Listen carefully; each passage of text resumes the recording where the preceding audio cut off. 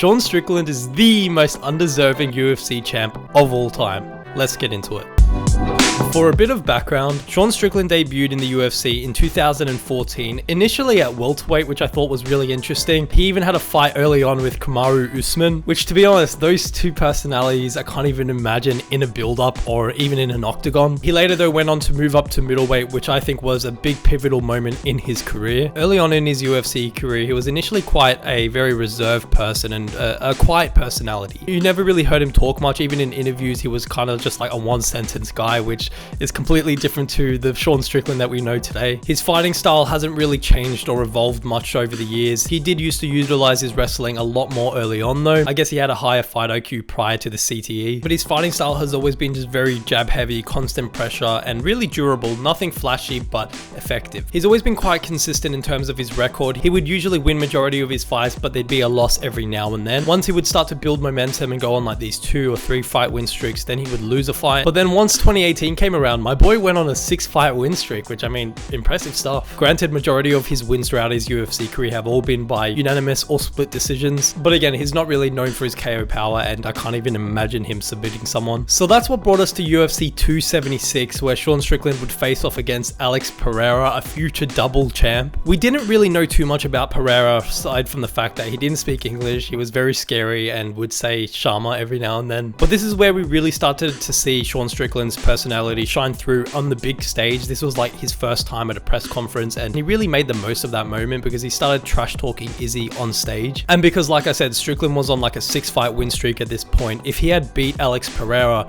this would have really pushed him into a position for a title shot against Izzy. But we all know what happened. He got absolutely fraud checked. Not really fraud checked, but he got absolutely smudged. KO'd in that first round, and any talks of a title shot was long gone at this point. By now we all know that Alex Pereira would go on to fight Israel Adesanya twice, obviously beating him one time and then getting knocked out the second time. And during this time, Sean Strickland would also go on to fight Jared Cannonier next, which he would also lose that fight by split decision. So at this point he was on a 2 fight losing streak, but then he would bounce back and go on a 2 fight winning streak, beating Nasruddin Imavov, which that win has actually aged extremely well. Which brings us to UFC 293. This was supposed to be Israel Adesanya versus Dricus du Plessis in Sydney, Australia. The trash talk, the build up, you know, the racial motivation there. It was supposed to be a really good fight. But then, as we all know, Dricus du Plessis had to pull out, I think because of a foot injury. And from what we know at this point, after Dricus pulled out, the UFC was trying to get Izzy to go off that card because they already had a decent card lined up, and they would have preferred to take him off that card and rebook Izzy versus DDP at a later time. But Izzy, being the extremely active fighter he was at that time, wanted to stay on the card, especially with it being in Sydney, and they needed to get someone in to replace DDP. And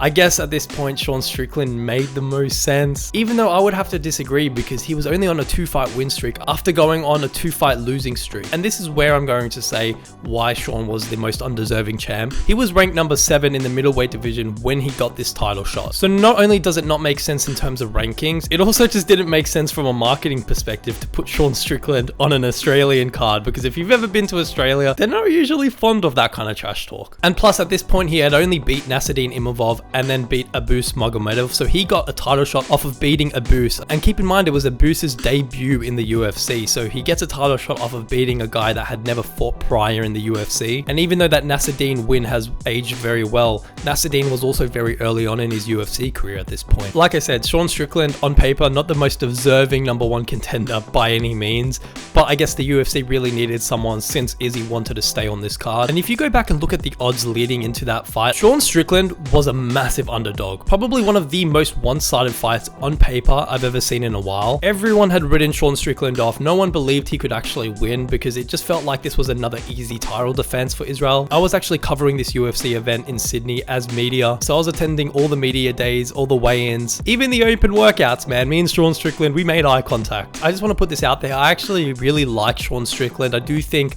over the years though he's starting to get a little bit annoying, but I think his personality is very enjoyable to watch, especially in the build up to fights. His fighting style maybe sometimes doesn't match up with the way he talks, but it's good to have a personality like this in the UFC. Then the UFC 293 fight day comes around, and let's just say I was extremely depressed that day. Obviously with Izzy being from the New Zealand Australian region, I was rooting for my boy, and then when I saw him get dropped in the first round, by Sean Strickland. Keep in mind, Sean Strickland had only one finish in the past like 5 years or something like that. So to see him drop arguably the GOAT of the middleweight division, someone that had just knocked out Alex Pereira, it was a massive shock to me and the rest of the UFC fan base. Then Izzy gets back up and it kind of seemed like he was going to recover after that, but then Sean Strickland absolutely dominates Izzy for the remainder of the fight. The scorecards were 49-46 across all of the judges. It was literally the biggest upset in UFC history. So why do I think he's the most undeserving champ? It's because he didn't have to beat any of the top level middleweight competition. He didn't have to fight Whitaker, he didn't have to fight Costa, even Vettori.